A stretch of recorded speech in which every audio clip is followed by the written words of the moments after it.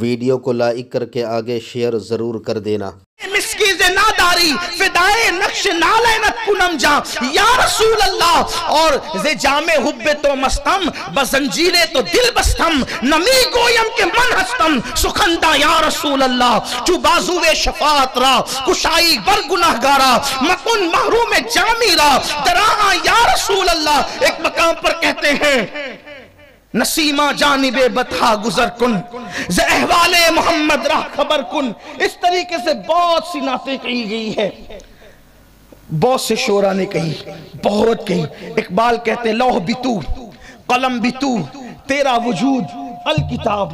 غالب نے کہا تھا غالب ثنائے خواجہ بیزدہ گزاشتیم آزات پاک مرتبہ دان محمد است۔ جگر مراد آبادی نے کہا تھا کہ ایک رند ہے اور مدحت سلطان مدینہ۔ اس طریقے سے نہ ختم ہونے والا نعتوں کا سلسلہ ہے اور وہ کبھی ختم نہیں ہوگا۔ لیکن اس امت میں جو اکابر ہے آغاز کرنے والے نعتوں کا، ان میں سر فہرست حسان بن ثابت رضی اللہ تبارک و تعالی وہ لوگ ہیں۔ نعت کی صنف بہت پرانی ہے۔ یہ ہوئی کیوں؟ نعت کیوں پڑھی گئی؟ اصل میں عرب کے کچھ شعراء تھے اور وہ شاعر لوگ حضور کو گالیاں دیتے تھے، شعر کے اندر حضور کی توہین کرتے تھے۔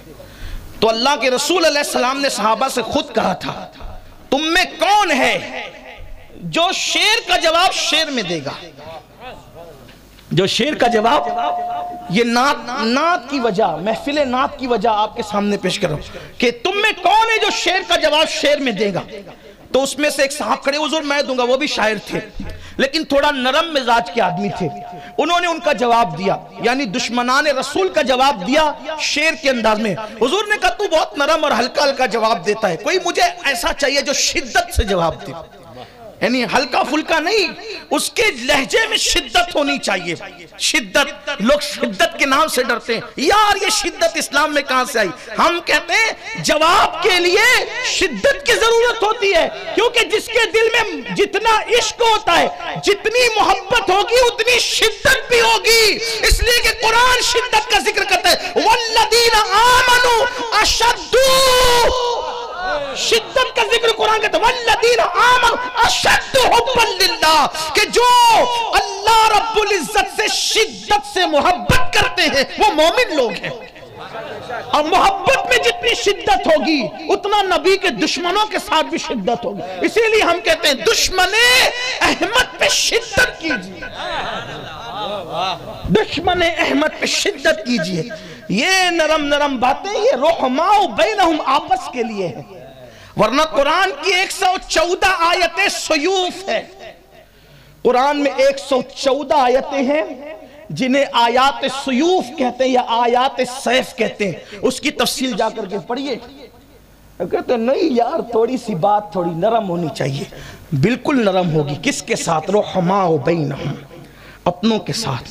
لیکن جب دیکھو کوئی نبی سے غداری کر گیا، حضور سے دشمنی کر گیا، حضور کی بے ادبی کر گیا، کہ اب وہ کوئی ہو، کسی ملک کا صدر ہو، سیکریٹری ہو، کسی شہر کا ایم ایل اے ہو، ایم پی ہو، کوئی مولوی ہو، کسی کی رعایت نہیں ہوگی۔ کیوں؟ اس لیے کہ کلمہ جس کا پڑا ہے اس سے محبت شدت سے ہے۔ ابھی آگے اگر وقت رہا تو بتاؤں گا کہ محبت کی شدت کیا ہوتی ہے۔ تو حضور نے فرمایا کہ ذرا شدت والا کیونکہ ادھر سے شدت سے تیر آ رہے جملوں کے، جواب شدت سے ہونا چاہیے۔ تو حضرت حسان کھڑے ہوئے، ہر حسان بن ثابت نے شدت سے جواب دیا۔ جب جواب شدت سے دیا حضور نے خوش ہو کر کے دعا دی، اللہم اجد الحسان بروح القدس، اللہ جب تک حسان میری طرف سے ان میرے دشمنوں کو جواب دیتا رہے تو جبریل کے ذریعے سے اس کی مدد فرماتا رہے۔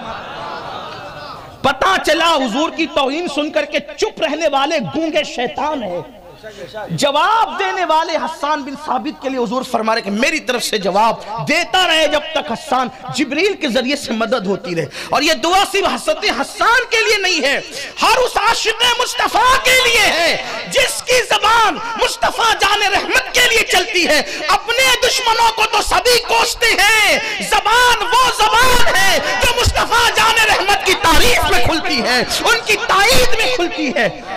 اپنے دشمنوں پہ صبر کر جاؤ،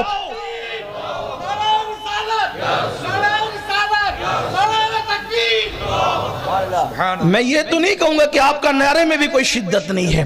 جس قوم کے نعرے میں بھی دم نہ رہ جائے پھر اس قوم کی زندگی میں کیا دم رہے گا.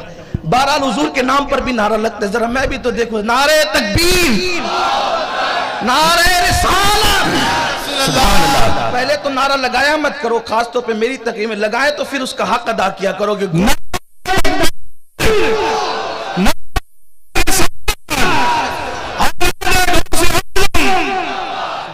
اس لیے کہ میں کبھی آپ سے نعرے کا طلبگار کبھی نہیں رہا ہوں, لیکن جب یاروں کا ذکر ہو, پھر وہ بھی اللہ کے یار کا ذکر, محبوب کردگار کا ذکر, پھر اس کی بات ہی کچھ ہونی چاہیے.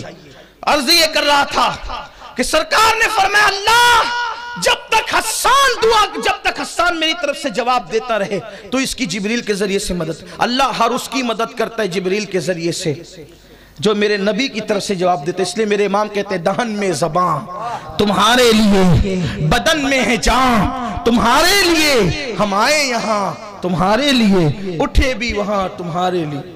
تو حضور نے یہ نعت کا سلسلہ اس طرح سے شروع کروایا, ورنہ نعت تو جناب یوسف علیہ السلام نے بھی پڑھی, اس کا ذکر الگ آتا ہے. حضرت موسیٰ علیہ السلام نے بھی پڑھی, حضرت عیسیٰ علیہ السلام نے بھی پڑھی. اگر اس کا ذکر کیا جائے تو اصل عنوان جو آج کا ہے وہ چھوٹ جائے.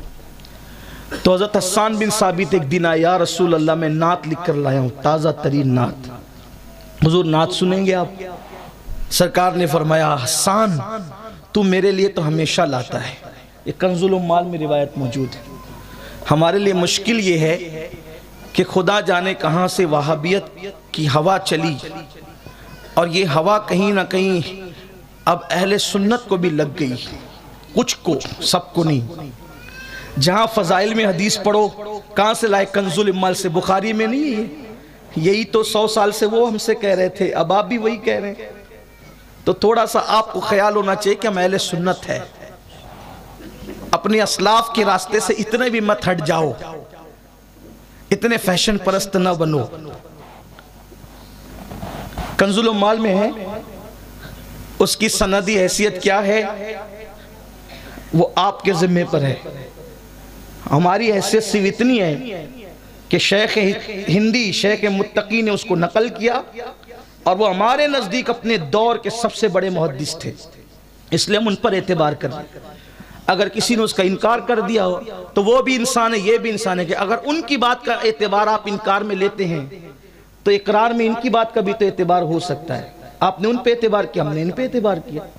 تو باتیں اس طرح نہ کیا کرو کہ ایسا لگنے لگے کہ آپ کے دل میں کوئی دشمنی بیج بو رہی ہے, کہ پرورش پا رہی ہے. اللہ کے رسول علیہ السلام کی بارگاہ میں جب حسان نئی نعت لے کر کے آئے, مفہوم کے طور پہ عرض کر رہا ہوں, اور سرکار علیہ السلام سے اس کے حضور نئی نعت لائے ہوں, سناؤں؟ اللہ کے رسول نے فرمایا حسان تم میرے لیے تو ہمیشہ لاتے ہو. ویڈیو اگر اچھی لگی ہو تو لائک کر کے آگے شیئر ضرور کر دینا. اللہ حافظ.